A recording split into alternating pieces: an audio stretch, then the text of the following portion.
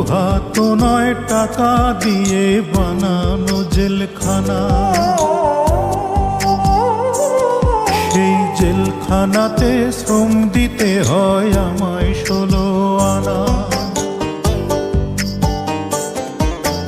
লোহা তো নয় টাকা দিয়ে বানানো জেলখানা, জেলখানাতে শ্রম দিতে হয় আমায় 16 আনা। গরিব হওয়ার অপরাধে জেলখানাতে আসি, শ্রমের দামে ঘামের দামে ফোটাতে যে হাসি।